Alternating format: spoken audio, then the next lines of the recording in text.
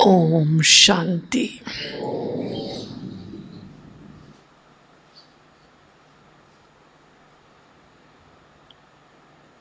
बाबा के घर में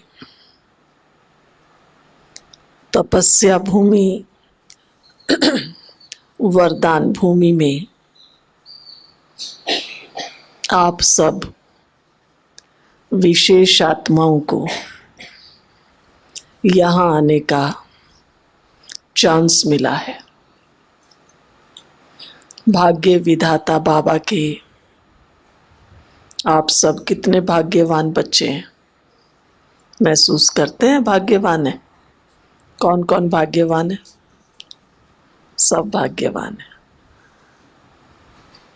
तो आप अपने भाग्य पे ताली तो बजा लो, कितने भाग्यवान हैं।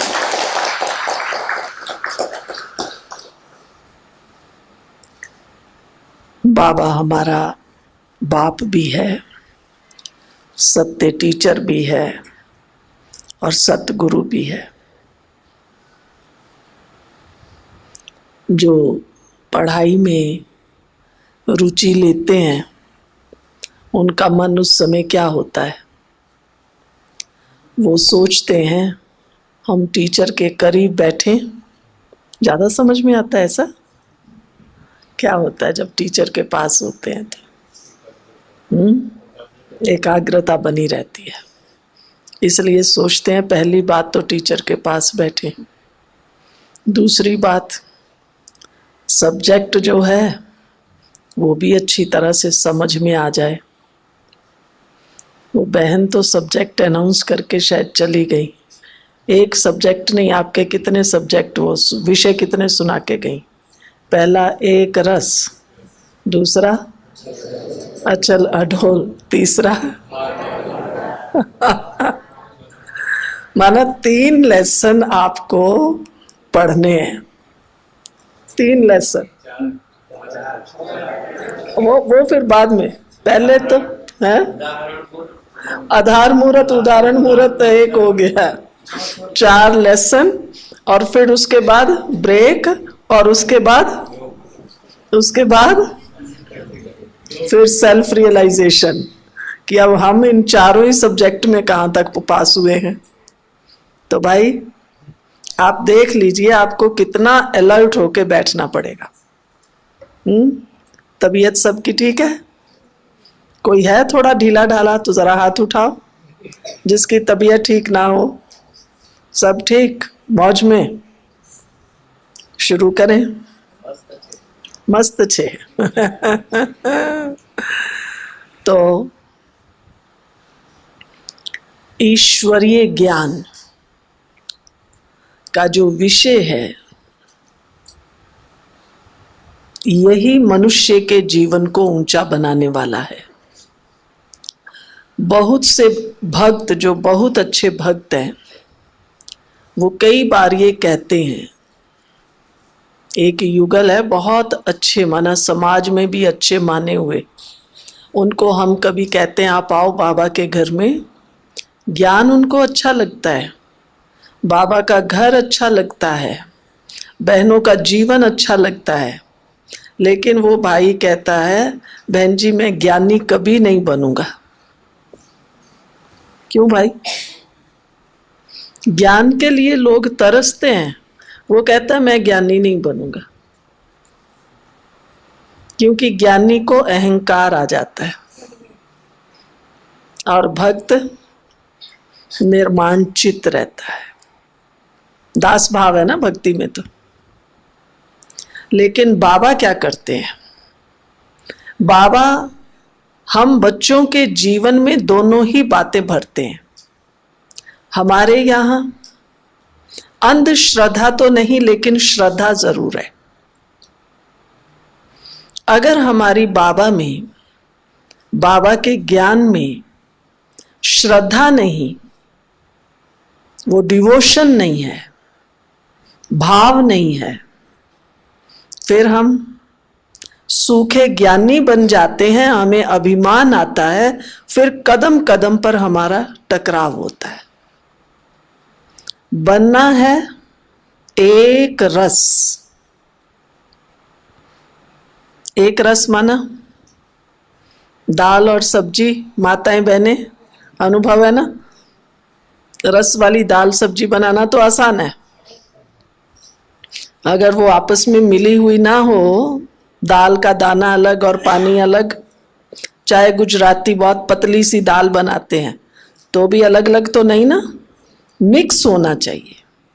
सब्जी भी कैसी होनी चाहिए, चाहे आलू रस वाला हो, मिक्स होना चाहिए। अगर मिक्स अप नहीं होता है तो चाहे टेस्टी होगा, मिर्च मसाला ठीक पड़ा है, लेकिन शक्ल देख के कहेंगे ये कैसा बना है भाई, मैं तो ऐसी दाल नहीं खाती, मैं तो ऐसा आलू की सब्जी नहीं खाती। तो एक रस क्या चाहिए, एक रस हम बाबा के बच्चों की मनोस्थिति चाहिए। बाहर से तो हम एक रस हो जाते हैं।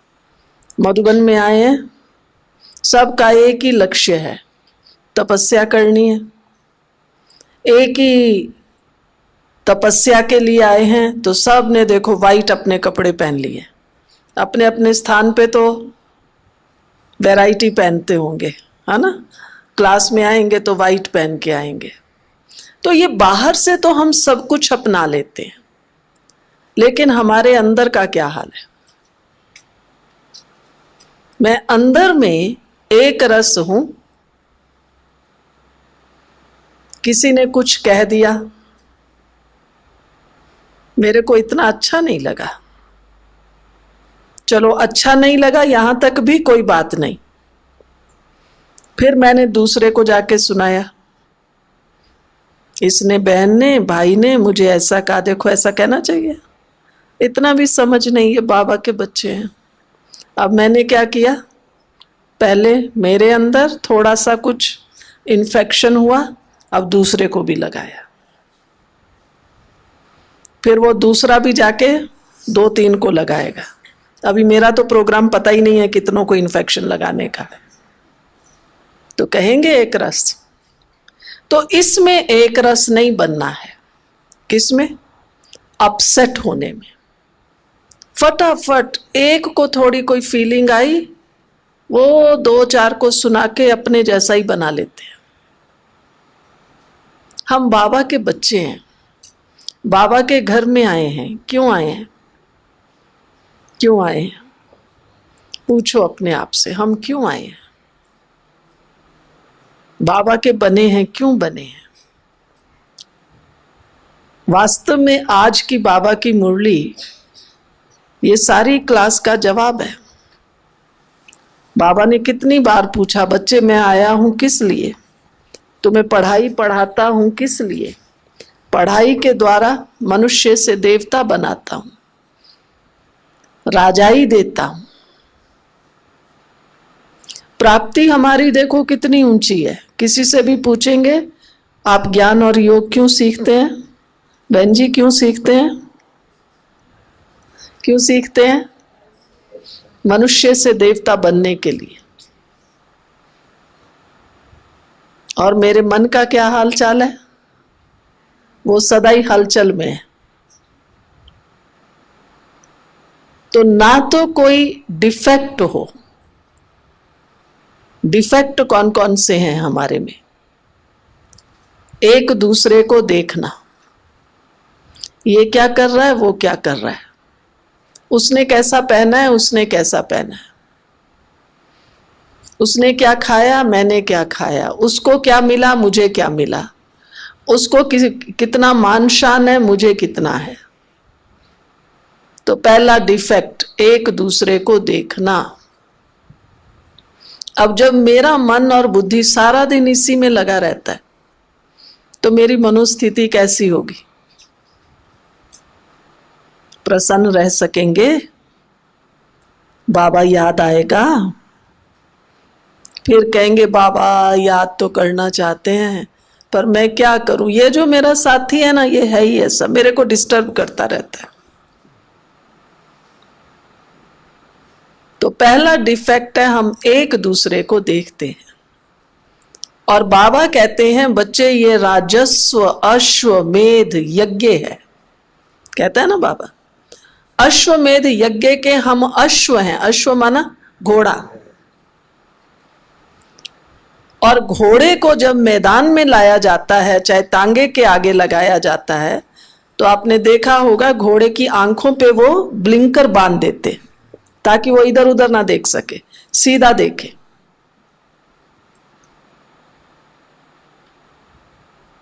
मैंने भी ज्ञान योग के ब्लिंकर्स लगाए हैं, मुझे किसी को नहीं देखना है कोई क्या कर रहा है, करने दो। देखना है तो किसको देखना है, किसको देखना है? एक दूसरे को, ये बहन जी, ये भाई जी, बाप दादा। मुझे हर घड़ी बाबा को देखना है। दूसरा डिफेक्ट हमारा कौन सा है? एक तो डिफेक्ट हम एक दूसरे को देखते हैं, दूसरा डिफेक्ट परचिंतन। तेरी मेरी करने में भी हमें बहुत अच्छा लगता है। चुगली और चबेना, मुंह लागे तो छूटे नहीं। टाइम पास मूंगफली सिंग दाना खाने लग जाओ तो फिर थोड़ा थोड़ा थोड़ा थोड़ा थोड़ा थोड़ा खाते ही रहते हैं, छूटता नहीं। फिर कहते हैं अरे बाबा छोड़ो, ये तो बातें सुनने का। हम सुनते हैं बातें किसी की या नहीं? फालतू बातें करते हैं या नहीं करते हैं? क्या विचार है आप सबका? मुक्त हैं या करते हैं? कोई जवाब नहीं, सारी क्लास के सो गए। बताइए।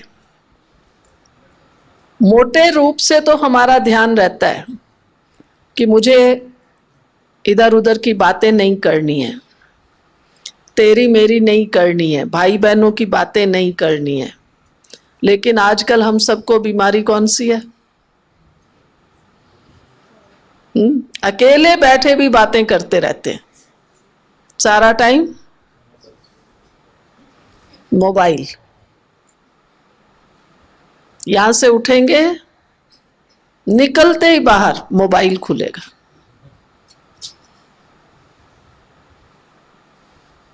कितना भी कहेंगे मौन में रहना है, प्रोग्राम देने से हम मौन में नहीं रह सकते। जब तक मेरे अंदर में ये रियलाइज न हो, ये वैराग्य न आए, मुझे अपनी मनोस्थिति एक रस रखनी है। आप कहेंगे मेरे घर में ना बूढ़े माँ बाप हैं, या मैं अपने बच्चे को अकेला छोड़ के आई हूं, फोन किया।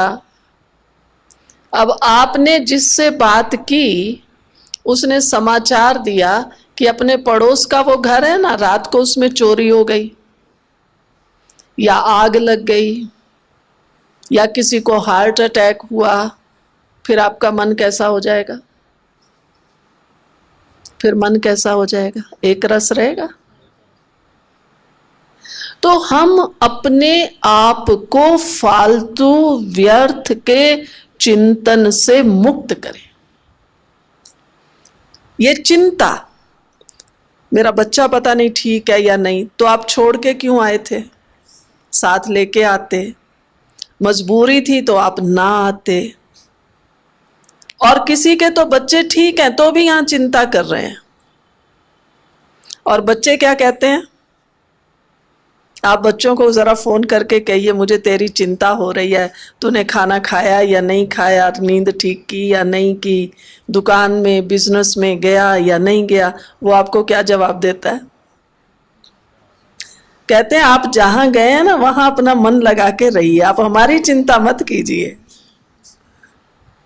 आप हमारी चिंता मत कीजिए, हम सब कुछ ठीक कर रहे हैं, बहुत अच्छा कर रहे हैं। तो जिनकी हम चिंता कर रहे हैं उनको हमारी आवश्यकता नहीं है ना। महसूस करो, मैं अपने जिन बहू बेटे बेटी पोता दोता की मैं चिंता कर रही हूं। मैं घर से निकली ना, मेरे पोते को थोड़ा थोड़ा हल्का हल्का बुखार था, वो फोन करके पूछ रही है बहू से अभी ठीक है? वो कहती है माँ तू जहां गई है ना वहां अपना योग लगा, वो हमारा गुरु बन जाती है। यहां सब ठीक है, बच्चे भी ठीक हैं, आप निश्चिंत रहना। तो बताइए, चिंता करें? माताएं जो पीछे सब बैठे हो, करें चिंता? करें करें।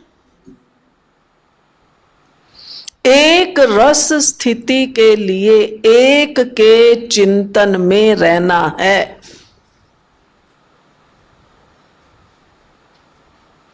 किसी का चिंतन नहीं करना है।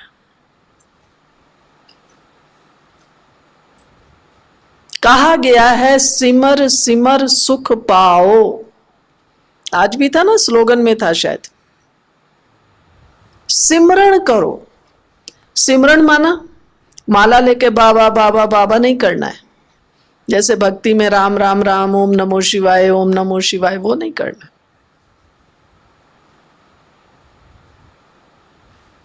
एक एक पल बाबा का गुण गाएं। अब आप यहां आए हैं ना, वरदाता की भूमि पर आए हैं, आप कितना शुक्रिया अदा कर सकते हैं उसका। बाबा कहां, बाबा कहां मैं? बाबा आपने मुझे स्वीकार किया, ये मेरा भाग्य है। हम थे, इस काबिल थे हम, और बाबा ने हमें नीचे से उठा के कहां लाके बिठा दिया। बाबा आपका बहुत बहुत शुक्रिया। ये है हमारा सिमरण। पल पल हर बात के लिए शुक्रिया अदा करो। तो हमारे जो डिफेक्ट हैं, एक दूसरे की बात करना, एक दूसरे को देखना, एक दूसरे की सुनना, ये डिफेक्ट हमारे खत्म होते जाएंगे। और कौन सा डिफेक्ट है? मोटा मोटी यूं तो बहुत से डिफेक्ट हैं डिफेक्ट या नहीं है? आप कहेंगे बहन जी आप तो हमारे डिफेक्ट ही बता रहे हो, हमारे में नहीं है। हाँ, लेकिन एक रस अवस्था के लिए ये विघन है हमारे। सबसे बड़ा विघन है हमारा बोल। हम इतना बोलते हैं, इतना बोलते हैं, जो बात नहीं पूछो। बोलते हैं या नहीं बोलते हैं? यहां से उठकर भी बाहर जाएंगे ना, अब आपको ब्रेक मिलेगा, उस ब्रेक में भी बातें करेंगे, भले ज्ञान की करेंगे। आज का जो क्लास था ना, बहुत अच्छा था। क्यों ये कहना जरूरी है? क्योंकि हम चुप नहीं रह सकते। वास्तव में अगर मुझे कोई बात क्लास में अच्छी लगी तो मुझे सोचना चाहिए ये बात जो बताई गई थी, ये बात जो शेयर की गई थी, ये इतनी बढ़िया थी। चलो अभी हमें 10 मिनट ब्रेक मिला है, मैं इसका अभ्यास करके देखूं। पढ़ने वाला बच्चा स्कूल में क्या करता है? टीचर ने उसको कोई लेसन पढ़ाया, साइंस का कोई चैप्टर पढ़ाया, कोई फिजिक्स केमिस्ट्री का पढ़ाया, उसकी इक्वेशन बताई, थोड़ी सी ब्रेक मिली, पीरियड चेंज हुआ, वो उसको बार बार पढ़ के रट लेता है कि मुझे ये इक्वेशन याद करनी है, बहुत इंपॉर्टेंट है। और हम क्या करते हैं? केवल बोल के उसको पूरा कर देते हैं। इसलिए भक्ति में एक रस्म है। भक्ति में क्या कहते हैं कि आपको कोई अच्छा अनुभव होता है, कोई साक्षात्कार होता है, कुछ दिखाई दिया अपना इष्ट, तो भाई किसी को बताना नहीं। कहते हैं ना ऐसा, नहीं तो शक्ति चली जाएगी। हम भी यही करते हैं। जो बात मुझे अच्छी लगी 2-4 के साथ शेयर की, बोले, और फिर रात को पूछेंगे कौन सी बात अच्छी थी, फिर वो शिव जी का डमरू डम डम बोले, कहते अरे बातें तो बहुत सी थी, अभी ध्यान में नहीं आ रही है। तो जो जो बात मुझे अच्छी लग रही है, इसको गांठ बांध लो। मैं अपनी प्रोग्रेस का एक प्लान बनाती जाऊं, मुझे ये करना है। वर्तमान समय जो हमारा पुरुषार्थ का समय है, आगे बाबा हमें कहते रहे बच्चे मौन में रहो। अव्यक्त बाबा ने भी बहुत बार कहा बच्चे मौन में रहने का प्लान बनाओ, 2 दिन भी रहो, 1 महीना मौन में रहो, बहुत अच्छे अच्छे अनुभव हो सकते हैं। लेकिन वर्तमान समय जो पूरे विश्व भर की परिस्थितियां हैं, अब वो समय गया कि हम मौन में रहें। तो कहेंगे क्या करें बहन जी, आप तो कह रहे हो कम बोलो। अब समय है नेक्स्ट स्टेप। नेक्स्ट स्टेप है मन का मौन रखें।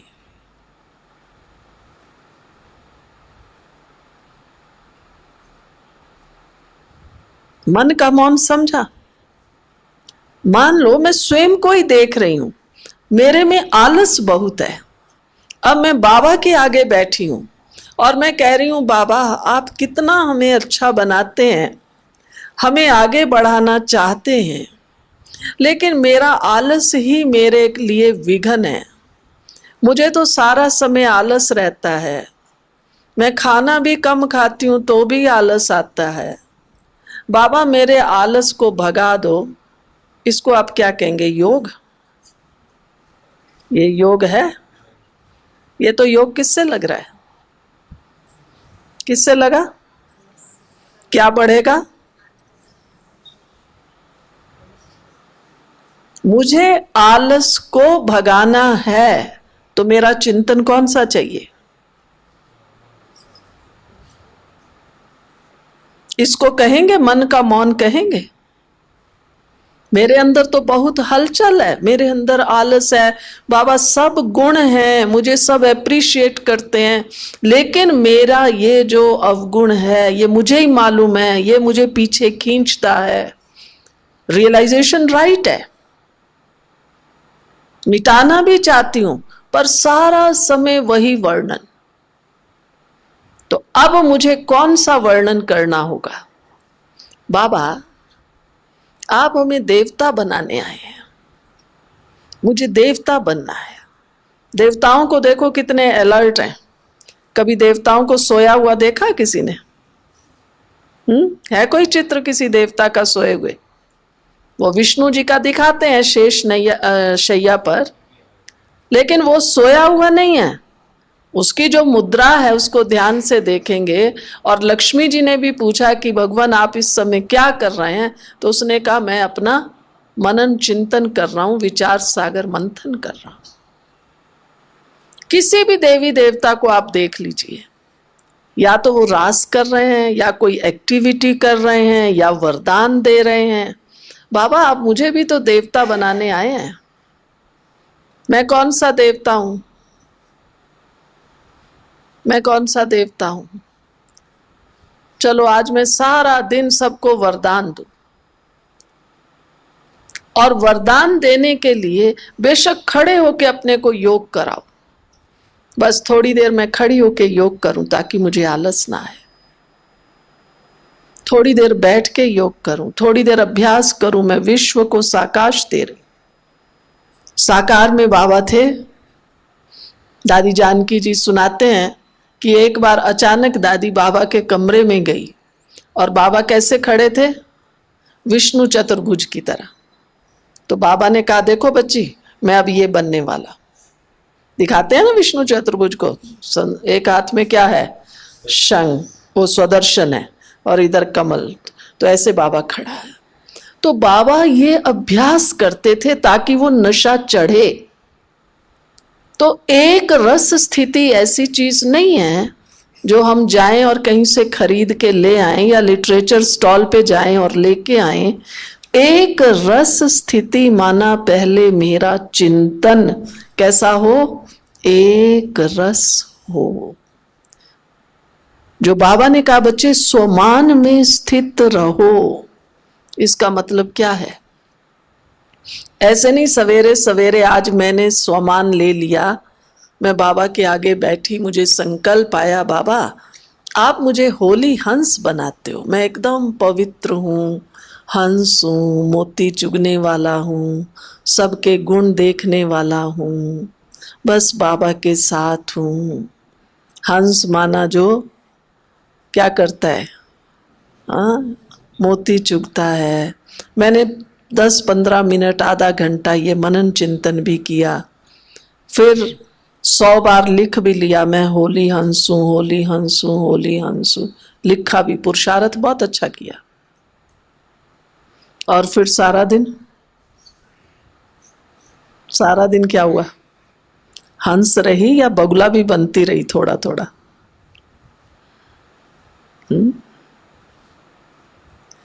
तो मेरी जो सोच है, मेरा जो चिंतन है, वो एक रस एकाग्र हो। एकाग्रता का अर्थ ये नहीं मैं योग में बैठी हूं, ये मेरा मन एकाग्र है, बस ये नहीं है। मेरे संकल्पों की एकाग्रता हो। सारा दिन कर्म करें, चाहे घर गृहस्थी में, 2 दिन से बाबा की मुरली में देखेंगे, आज भी बाबा ने कहा बच्चे भले घर गृहस्थी में रहो, अपना काम धंधा करो, लेकिन नष्टो मोहा तो बनना पड़ेगा ना। तो एक रस माना जिसको कोई आकर्षण नहीं। मोह माना केवल बाल बच्चों से नहीं है। मनुष्य के लिए आकर्षण है तो वो मोह कहलाता है। वही आकर्षण वस्तुओं के लिए है तो लोभ कहलाता है। वही आकर्षण वैभव के लिए है तो वो हमारा अभिमान बन जाता है। मेरी गाड़ी देखो कितनी बढ़िया, 4 व्हीलर, लेटेस्ट ब्रांड, वैभव है ना। आप देखेंगे जित सारे विकार इस मोह की उपज है। इसलिए गीता में भी कहा है अर्जुन नष्टो मोहा समृति लब्धा। 18 अध्याय भगवान को मोह नष्ट करने के लिए सुनाने पड़े। और अगर आप उन अध्याय जो गीता के हैं उनको बांट लीजिए, पहले अध्याय में है ही सोल रियलाइजेशन, आत्मा का। दादी जानकी हमारी कितना कहती है, मैं कौन, दूसरा मेरा कौन। और हम भाई बहन हंस देते हैं क्योंकि अब हमें पक्का हो गया है कि दादी यही कहेगी मैं कौन मेरा कौन। यहां तक कि अगर कोई अज्ञानी भी आ जाए और वो हमारे मंच पर आकर ये कहे कि दुनिया का सबसे बड़ा प्रश्न ही ये है जिसको आज तक कोई हल नहीं कर सका कि मैं कौन हूं, जो फिलोसफर हैं वो कहते हैं ये, तो भी हम हंस देंगे कि देखो इनको यही नहीं पता मैं कौन, हमें तो बाबा ने बता दिया मैं कौन। मैं आपको कहूं मैं कौन भाई मुझे बताओ, कहेंगे आत्मा। अब ये मैं कौन, ये केवल मैं जानती हूं, मानती हूं या प्रैक्टिकल में हूं। मैं कौन, मुझे अनुभूति है अनुभूति है मैं कौन। जिनकी आंखें बंद है जरा आंखें तो खोल के बैठो, क्या कहेंगे, अनुभूति है मैं कौन है। बहने अनुभूति है मैं कौन।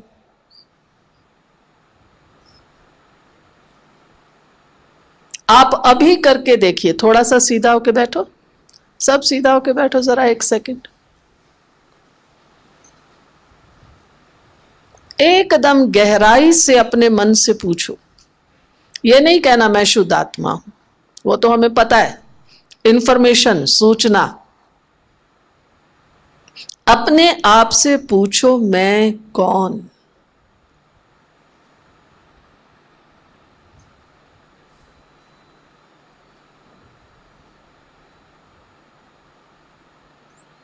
मैं शुद्ध आत्मा, पवित्र आत्मा।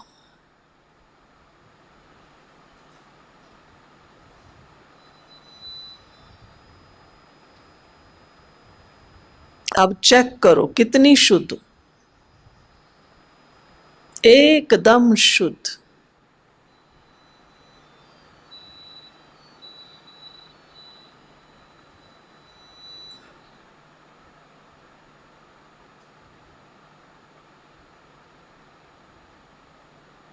बस यही संकल्प है, मैं शुद्ध आत्मा।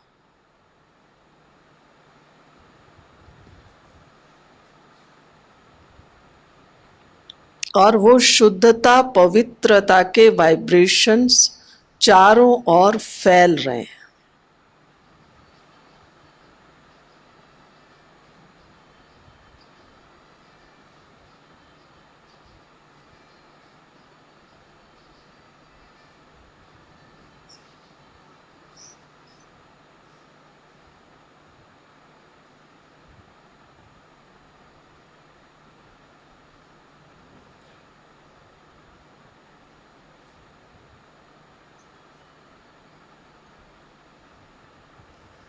हुआ महसूस, मैं शुद्ध आत्मा हूं? क्या महसूस होता है? बताइए, आप में से कोई भी बताए आपको क्या महसूस होता है?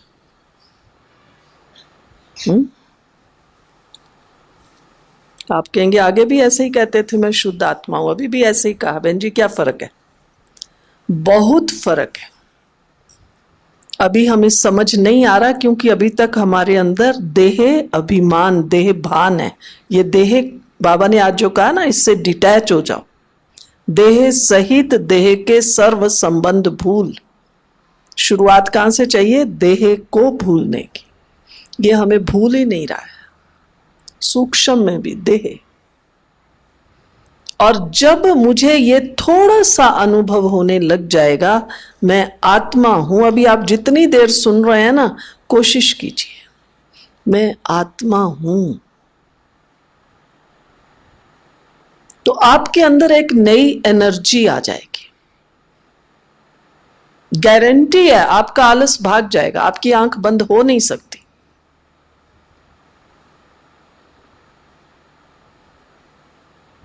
मैं आत्मा हूं। कहां हूं आत्मा? कहां है? कहां है? वो देखो छोटा सा बच्चा भी कह रहा है यहां। मतलब मेरा पूरी कॉन्शियसनेस यहां आनी चाहिए, मैं आत्मा। ऐसे नहीं मैं आत्मा हूं आंखों से देख रही हूं, ये तो डाइवर्शन हो गया। कानों से सुन रही हूं, डाइवर्शन। मैं आत्मा भ्रिकुटी में विराजमान। सुई में धागा तो सबने डाला होगा कभी ना कभी, भाइयों ने भी डाला होगा। कैसे डालते हो? कैसे डालते हो? एकदम आप देखो ऐसे ना, एक आंखें यूं, जिसको नहीं दिखाई देगा वो यूं कर लेगा, थोड़ा करता है, नहीं करता। पूरा ध्यान ऐसे, पूरा ध्यान। पुनः अपना ध्यान यहां लाइए, मैं आत्मा यहां हूं। अलर्ट होके बैठो और फिर अपना ध्यान लाइए, मैं मस्तक में विराजमान आत्मा हूं।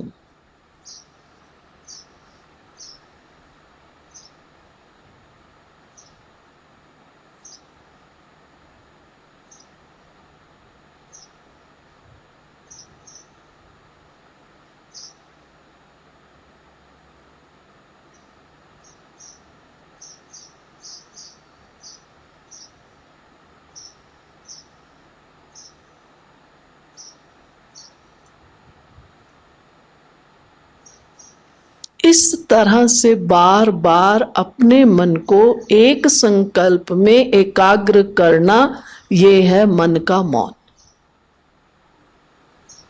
मन के मौन की बात थी ना। जब मेरा मन का मौन है तो मेरा मन ही नहीं होगा मैं यहां से कुछ बोलूं।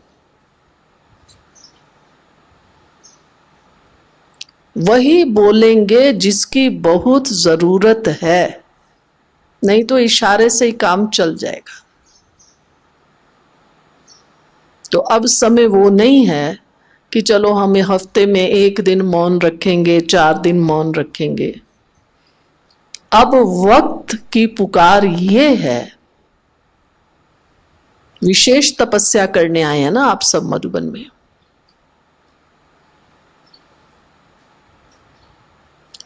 ये तपस्या यहां से अनुभव करके शक्ति भर के जाना कि बस अब से, आज से मेरा मन का मौन। चलते फिरते मैं शुद्ध आत्मा। हमारी मम्मा थी ना, चलती थी, हम छोटे छोटे थे, देखते थे मम्मा जा रही, कैसे जा रही है।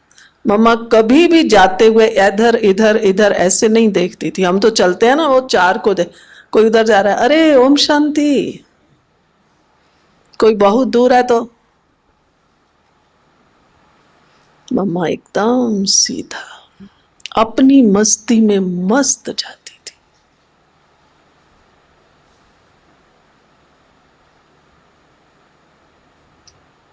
तो हमें भी अभी अपनी ज्ञान की मस्ती में मस्त रहना है। अगर मैं कहूंगी ना आप छोड़िए इस मोबाइल को और क्या है, व्हाट्सएप है और ये मैसेज है, तो आप कहेंगे ये पता नहीं बहन जी, ये तो हाइपोथेटिकल है। ठीक है, बहन जी ने कह दिया, ये छूट थोड़ी सकता है। लेकिन मैं आपसे ये नहीं कहूंगी आप मोबाइल छोड़िए, लेकिन मैं ये कहूंगी आपको कि आपको क्या करना है, अभी ज्ञान की मस्ती में मस्त रहो। बस हर घड़ी किसको देखना है? बाबा को देखना भी अभी तक मुश्किल लगता है। फिर पूछते हैं बहन जी बाबा को मधुबन में देखें, परमधाम में देखें, सूक्ष्म वतन में देखें। किसी को मत देखो, अपने को देखो पहले। मैं शुद्ध आत्मा हूं। पहले खुद को तो देखें, हमने खुद को ही नहीं देखा है। तो एक रस स्थिति के लिए ये अपने सारे डिफेक्ट हमें दूर करने हैं। हमारे मन का चिंतन कैसा हो, हमारी दृष्टि कैसे हो। कब तक हम कहते रहेंगे दृष्टि वृत्ति शुद्ध हो, शुद्ध हो, शुद्ध हो? आखिर ये शुद्ध कब बनेगी? और जो ये हमारे डिफेक्ट हैं, डिफेक्ट तो हमें मोटे मोटे दिखाई देते हैं। जैसे मैंने कहा, मानो मेरे में आलस है, क्रोध आता है, निंदा चुगली सुनने का स्वभाव है, ये तो मोटा मोटा हमारे डिफेक्ट दिखाई देते हैं। बाबा कहते हैं डिफेक्ट और इफेक्ट दोनों से परे, इफेक्ट प्रूफ। इफेक्ट प्रूफ कैसे बनेंगे? इफेक्ट कहां आता है? इफेक्ट कहां आता है? इफेक्ट कहां आता है? फीलिंग्स। हमारी जो भावनाएं हैं, आपने कुछ कह दिया, मुझे केवल बुरा नहीं लगा, बुरा लगा था तो मैंने, वो पहली स्थिति थी, देखो मुझे ऐसा कह दिया, ऐसे थोड़ी कहना चाहिए। लेकिन जिसको हम कहते हैं ना, इसने ऐसा बोला ना, मेरे को, मैं अंदर में हर्ट हो गई। ये जो हर्ट हो रहे हैं, ये है इफेक्ट। मेरी फीलिंग्स हर्ट हो रही है। और वो व्यक्ति फिर आकर के चाहे मुझे कहेगा सॉरी, मेरा ये भाव नहीं था, मैंने तो हंसी में कहा था, मैंने तो आपको वैसे ही कहा था, प्लीज मुझे माफ कर दो, पर मैं इतना हर्ट हो गई हूं। मैं उसको कहती हूं नहीं नहीं अभी रहने दो, मैं समझ गई आप क्या है। इतना हर्ट अंदर हो गया। हर्ट हम केवल बातों से नहीं हो रहे हैं। कोई दृश्य ऐसा देख लिया, सड़क पर जा रहे हैं, किसी का एक्सीडेंट देख लिया, अब मेरी फीलिंग सारी अपसेट। कई बार होता है, कई हॉस्पिटल में जाके आते हैं, कहते आज वहां एक पेशेंट देखा, उस बेचारे का एक्सीडेंट हुआ था, खून बह रहा था, अभी तो खाने को मन नहीं हो रहा। होता है कई बार, ऐसा नहीं होता है।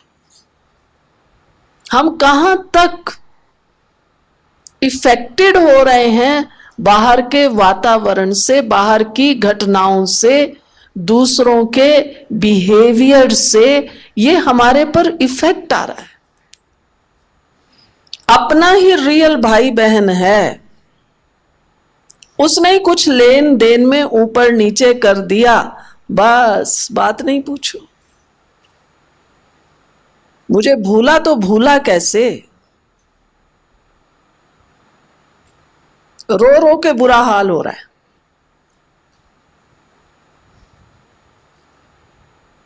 और वो केवल टैंक नहीं लगता है उस समय, तो यहां कोई सागर ही बन जाता है, बस रोना ही रोना, रोना ही रोना। आज बाबा ने मुरली में कहा कोई शरीर भी छोड़ दे तो क्या करना चाहिए? शिव बाबा को दुख होगा? बाबा ने पूछा दुख होगा? है क्या कहा बाबा ने? नहीं होगा बाबा को दुख, बाप है हमारा। क्या कहा, जवाब क्या दिया? बाबा ने कहा बाबा तो बहुत खुश होगा। क्यों? उसका रीजन दिया है? मेरे पास आ गया इसलिए खुश होगा।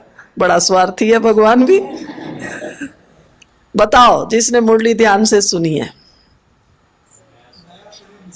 राइट।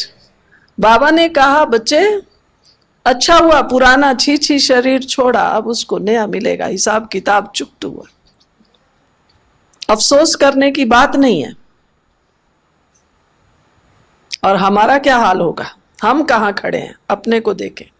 ये इफेक्ट है ना, ये इफेक्ट है। क्योंकि किसी के यहां कुछ हो जाता है तो अलग बात है, लेकिन अपने पास से कुछ हो जाए, जिसे बाबा कहता अम्मा मरे तो हलवा खाऊं, बीवी मरे तो हलवा खाऊं, शक्ल ही उतर जाती है। होता है ऐसा? नहीं होता। मैं कहां खड़ी हूं, मैं कितने पानी में हूं, मैं इफेक्ट प्रूफ हूं। बिजनेस ऊपर नीचे हो गया। हमारे वहां एक दिन एक माता आई, उससे मैंने पूछा आप 2 दिन नहीं आए, क्यों नहीं आए? दीदी क्या बताऊं। मैंने कहा भी जो बात है बता दो। क्या बताऊं क्या? तो कहती है बेटा देखो बताता नहीं है, और अभी इसने इतने का घाटा खा लिया, दोस्त के संग में आ गया। मैंने कहा घाटा उसको पड़ा और शक्ल आपकी उतर रही है। मेरा तो बीपी हाई हो गया। मैंने कहा तेरा बीपी क्यों हाई हुआ है? आप देखिए, ये सब बातें आएंगी। आपका बिजनेस ठीक चल रहा है, उसका अपना ठीक चल रहा है, बेटे का दूसरा है। अब बेटे के बिजनेस में ऊपर नीचे हुआ और मां का बीपी हाई हो गया। राइट है? राइट है। आप सब गृहस्थी बैठे हो ना, क्योंकि आप सबकी प्रॉब्लम्स यही हैं। और इन सब बातों में फिर आते हुए मुझे एक रस रहना है। आपको रहना है एक रस, या आप कहेंगे नहीं ये जो समर्पित बहने हैं इनको एक रस रहना है? ये विषय हमारे लिए है या आपके लिए भी है?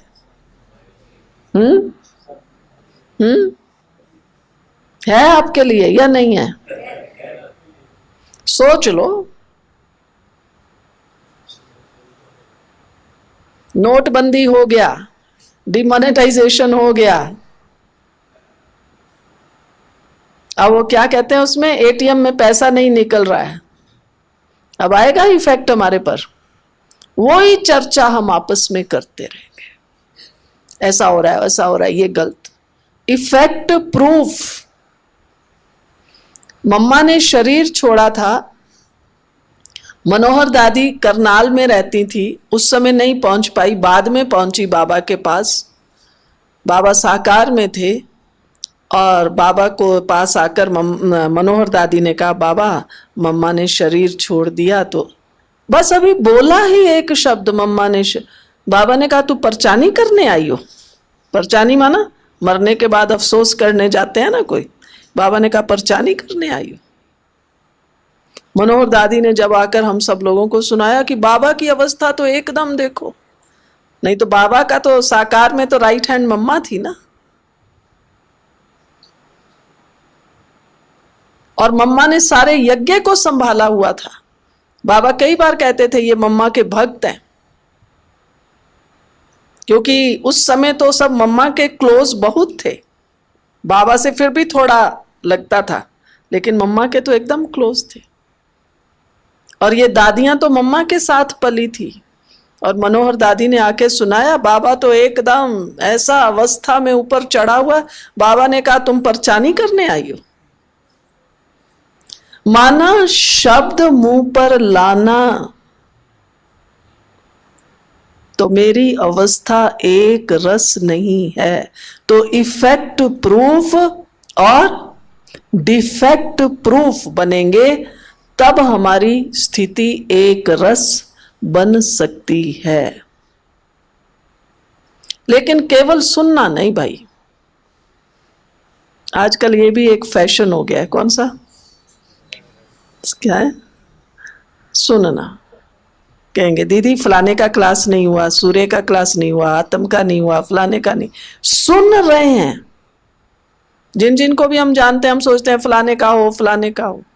लेकिन मैं जितना सुन रही हूं, कौन सुना रहा है कौन नहीं सुना रहा, कौन आया कौन नहीं आया, मेरी स्थिति कहां है।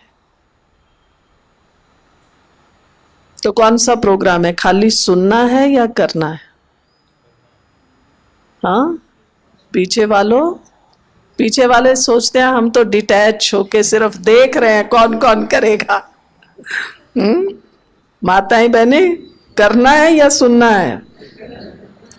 फिर 3 दिन के बाद अपनी बहन जी को कहेंगे, रोहित भाई को कहेंगे, अरे मधुबन की भट्ठी बहुत अच्छी रही, बहुत क्लासेस अच्छी हुई, थैंक यू भैया, थैंक यू दीदी। ये नहीं करना है। आपको जो बात समझ में आई नहीं आई कोई बात नहीं, छोड़ दीजिए, उसके पीछे माथा मत मारिए। लेकिन जो बात समझ में आई मुझे अभी से करनी है। किस किस का मन निश्चिंत हुआ निश्चिंत? पक्का करो, अभी मैं एकदम निश्चिंत आत्मा हूं। ये भी बाबा का वरदान है ना। फिर निश्चिंत के आगे बाबा हमें कौन सा टाइटल देता है? कौन है निश्चिंत? फिर कौन है? बेगमपुर के बादशाह।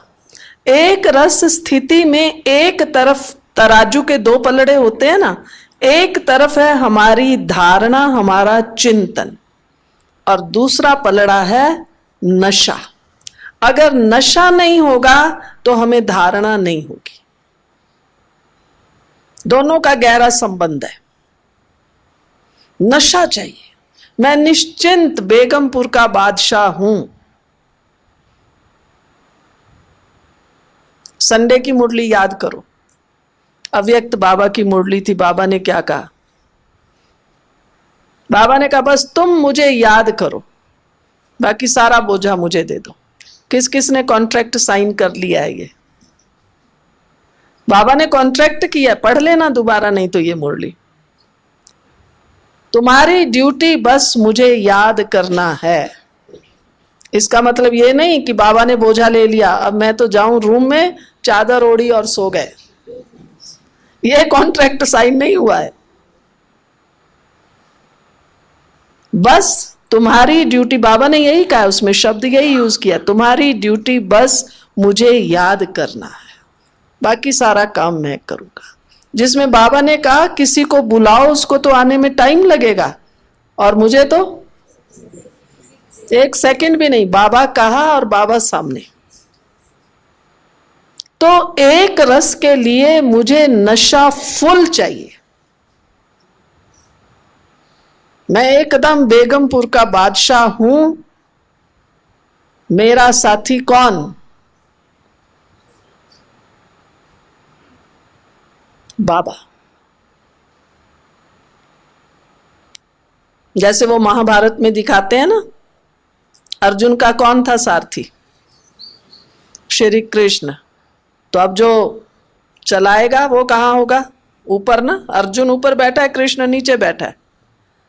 और जब युद्ध में चलेगा तो बोलने का थोड़ी ना टाइम है, तो उसको वो पांव से ही करता है कि इधर घुमा इधर घुमा। जब पूरा महाभारत पूरा हो जाता है, कृष्ण कहता है उतरो तुम नीचे। वो सोचता है नहीं कृष्ण बड़ा है ना, भगवान है, कि नहीं भगवान आप का नहीं। कृष्ण उतर के भी अपना पांव उस रथ के ऊपर रखते हैं और उसको कहते हैं पहले तू उतर। और अर्जुन उतर जाता है और उसके बाद वो रथ क्या होता है? जला हुआ। एकदम उसी समय उसमें जलता हुआ दिखाते हैं। तब अर्जुन को समझ में आता है कि ये रथ तो जल रहा था, भगवान की कृपा से सेफ था और मैं सेफ था, इसलिए भगवान कह रहा था पहले तू उतर। तब भगवान ने अपना पांव हटाया। हमें भी बाबा यही कह रहा है, अपना सारा बोझा मुझे दे दो। फिर क्या होगा? बस तुम मुझे याद करो। तो एक रस, ये तो विषय तो बहुत गहरा है। लेकिन एक रस बनना है, पहले ये लक्ष्य बनाओ। क्या भी हो, अब मेरी स्थिति कौन सी रहेगी? कौन सी रहेगी? हाँ भाई, निद्रा की स्थिति नहीं चाहिए, थोड़े एक्टिव हो जाओ। एक रस स्थिति। मैं चाहे सेंटर पर गई, एक को दीदी ने टोली दी और मुझे नहीं दी। जो काम मैं कर सकती थी मुझे नहीं दिया, दूसरे को दे दिया। परिवार में गए, मां बाप का, भाई बहन का, चाचा मामा का, पति पत्नी का व्यवहार किसी का भी थोड़ा सा मेरे से उल्टा हुआ, दादी जानकी कहती है लेट गो, बहुत अच्छा है, मुझे किसी ने नहीं पूछा। आएगी ना, अगस्त में राखी आएगी, बहनें जाएंगी भाई को राखी बांधने। अब भाई ने उसको थोड़ा कुछ हल्का दे दिया, कहेगी मेरी भाभी आई है ना जब से, तब से मेरा भाई मुझे कम देता है, नहीं तो मेरा भाई बहुत अच्छा है।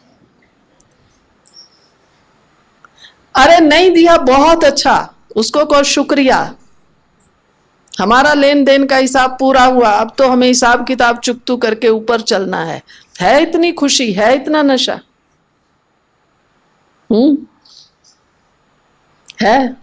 अपने को फुल नशा चढ़ा के रखो, मेरे साथ मेरा साथी बाबा है, तब हमारी स्थिति अचल अडोल रहेगी। नहीं तो डामाडोल, आज खुश कल नहीं। फिर हमारे साथी पूछ रहे हैं भाई क्या बात है, आज तुम्हारी शक्ल थोड़ी उतरी हुई लग रही है, तबीयत तो ठीक है ना? होना ये चाहिए, चाहे तबीयत ठीक नहीं है, देखने वाला कह रहे तुम्हारी तो तबीयत ठीक लग रही है, तुम कहते हो टेम्परेचर है। इतनी खुशी, इतना नशा हो, तब हम अचल अडोल बनेंगे। और तब हम क्या बनेंगे? दूसरों के लिए उदाहरण, एग्जाम्पल पेश करेंगे ना।